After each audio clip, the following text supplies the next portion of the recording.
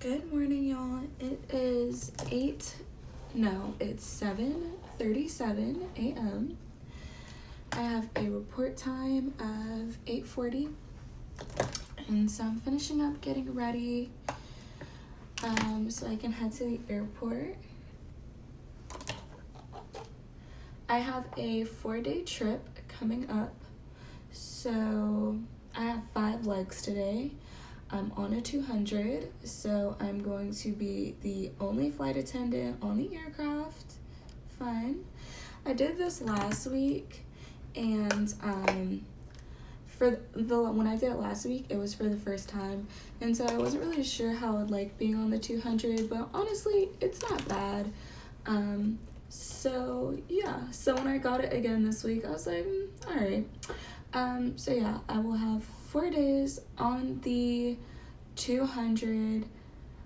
I have like 12 legs total for this 4-day.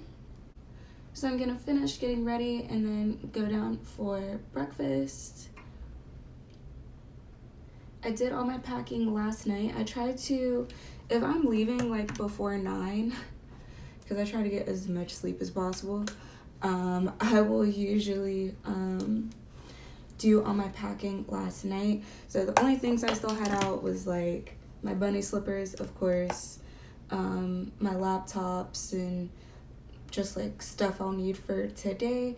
So it's super easy for me to just put those last few things in my suitcase and then dip out the door. So I did not end up getting called for a trip yesterday. I was on reserve for 1 day before starting this trip, for a total of being on reserve for 5 days. And I know I probably wouldn't get called out because I would have to have done a turn. And so like there's ways that you can look at what's available in like what order reserve call is in, and there's like some other tricks that you can kind of figure out to kind of realize if you're gonna end up getting called while you're on reserve or not. And so when I did that, I saw that I probably wasn't going to get called, which was fine. Sorry if I sound a mess, y'all, because I'm really just getting ready. Okay, so I'm going to be getting to the airport a little bit early, so if I can get on to show y'all my pre-flight, I'll do that. Doing the pre-flight on the 200 is pretty easy, but also the 200, at least at my training, is really the first aircraft that you learn about, and they go really, really in depth about this aircraft because it's kind of the basis of all the other ones. So if you like understand this aircraft really well, it's easier for you to understand the differences and the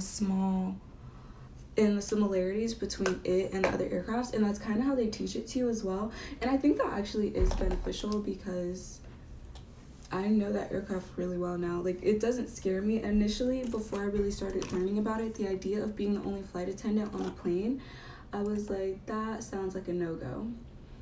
But after learning about the plane and really understanding it and feeling like I have it under my belt, and now that I had that experience last week, and even while I was doing it last week, I was like, you know what, this isn't bad. And then I got another one. So hopefully I'll have my OE scheduled for next week so that I can get on the bigger planes. Alright, I've really been loving the vest. I don't know why, but let's see. What I keep in my pockets is lip balm, hand sanitizer, a room key, and lotion, because I told y'all, lotion. I keep a room key. Excuse me, ladies, I keep a room key because I wear nails, so when I'm opening cans, I use this to open my cans so I don't have to mess up my nails, and it makes life real easy. Okay. Pro tip.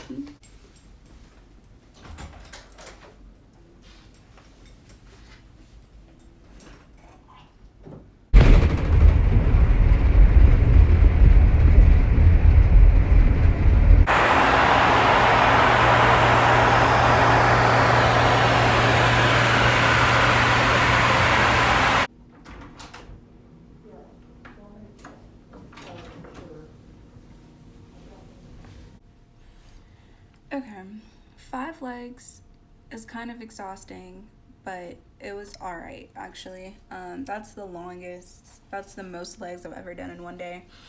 Um, yeah, but there was kind of bad turbulence, so for like 2 of the flights, I didn't even really get up. So it could have been worse, you know. It was fine. Um, I don't know where I am. I don't know what state I'm in. I really think that the Georgia public school system and the US school system or Department of Education, whatever, really let me down because I feel like I didn't learn all 50 states, and it's not just me. I have this conversation with multiple people. But anyways, I'm in Alamosa, I think. Don't ask me where I am. I have a dumb, stupid, early report time tomorrow. My van will be here at 4:40 a.m., which means I need to be downstairs at 4:30 a.m., right? Because we're always 10 minutes early. So we going to sleep early. I'm about to see what's around me. I'm gonna order in some food. I might get a quick workout in, and I'm a crash. So sorry I didn't record more of me on the plane today, but I'll record my pre-flight tomorrow, promise, and a little bit more of my flight, and then maybe I can do something fun tomorrow because because of my early call time. We only have 2 legs tomorrow, and so I have the majority of the day to myself free, so that's great. I mean, I'm probably gonna take a nap the first thing I do, but after that, maybe I'll like see what's around me. Good night.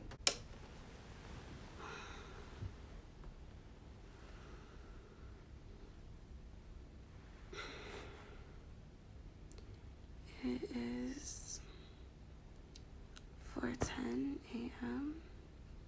I think I'm in Central Standard Time. About to get up and get ready for my day.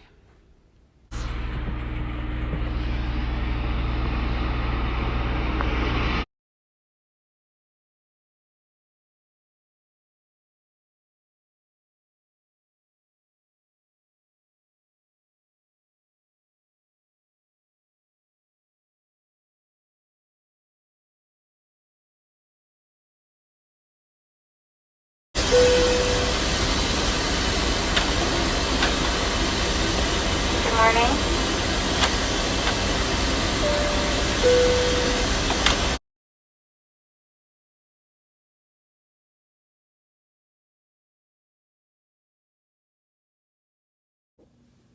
Y'all, let me tell you about my day. Let me tell y'all. Hold on. So, not. So I had a call time, a report time of what, 4:50 a.m. So yeah, I was trying to be downstairs for like 4:30, 4:35. So it was just dumb early. I couldn't go to sleep. I didn't go to sleep until like midnight. It happens, whatever. I'm a night person, so it's so hard for me to like force myself to go to sleep early half the time, and I have so many early wake-up calls, right? So that was the first thing. Then my captain misplaced his badge when we got to the airport, so he found it, but that was like another thing to deal with that morning. Then y'all, it was snowing. It's May. It was snowing. And who didn't have a coat? Because it's also not supposed to be snowing in May. And so then that happened. The saving grace of that was that it was a 35-minute flight. It was like 11 people on it, and my captain told me to stay seated the whole time because it was gonna be bumpy. So that happened. I get off the flight, right, taking my bags down, and I smell vinegar. So I have a toner. I had a watermelon vinegar toner for my skin in my makeup bag, the whole bottle. The whole bottle emptied out in my makeup bag in my duffel. And I'm like, what now? So that was my morning. Mind you, it was not even like 7 o'clock yet. Y'all. So I finally get into, I was landing in Denver. So I finally got in Denver. And then we had like an almost 3-hour sit. So like, anyways, so I went down to the crew lounge, wiped all of my stuff so that I could try to dry it in that time, which I guess was a benefit that I had that long ass sit, because my things could dry. Yeah, and so then I took a nap, woke up to go to my last flight of the day, because I think, or maybe it wasn't my last flight, but it was my next flight, right? So I get upstairs to where the concourses are, and I check my phone to see where the gate is for my new flight, and it's like in this whole like other area. So I'm like, ugh, okay. So I had to go down this hall, down this escalator, and down this other hall. So I get there, and then they're like, oh, it's not here anymore. The gate changed. And y'all know where that gate was compared to where I came down the stairs at first? Like 2 gates away. So now I went back up the hall. But as I was going back up the hall, I saw one of my favorite classmates, and so it kind of made my day. I'm not gonna lie, like, Gio, I hope you're watching. So I saw him. I just ran like right into him because he was not paying attention. And so that was nice, at least, to see him.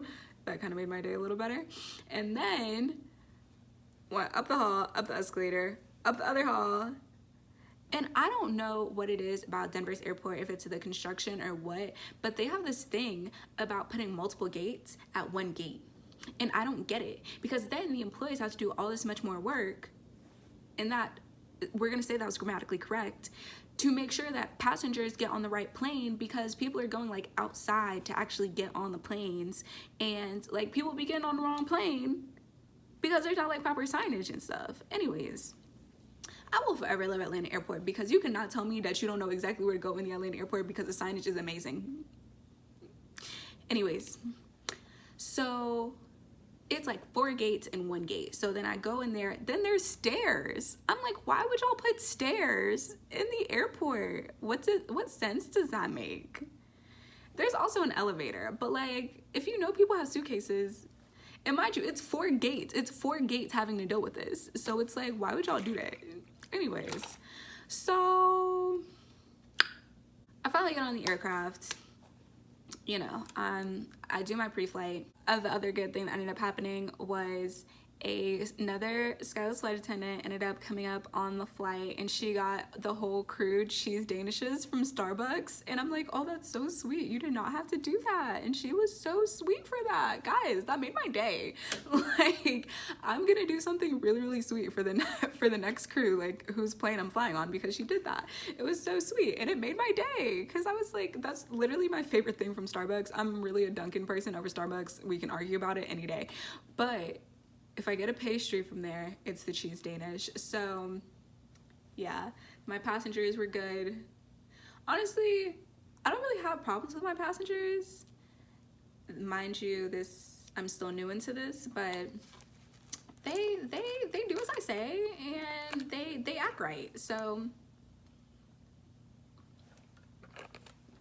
then today I was checking my schedule, and I already have a trip for next week. So, which is good, because I had a trip planned for myself for next week. So now I know what dates I have open, and it's great. It's great. Today, overall, has been good. Let's keep it going.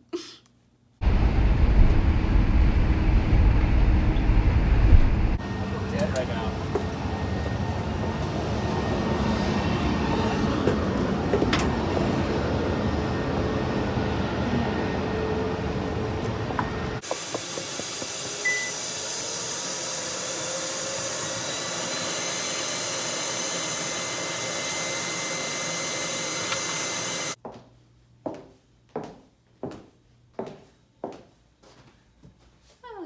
So I don't know where I am again. Where am I? I'm in Wilston, somewhere. Yeah, but just finished a day's work. This room is actually pretty big. It's kind of cute.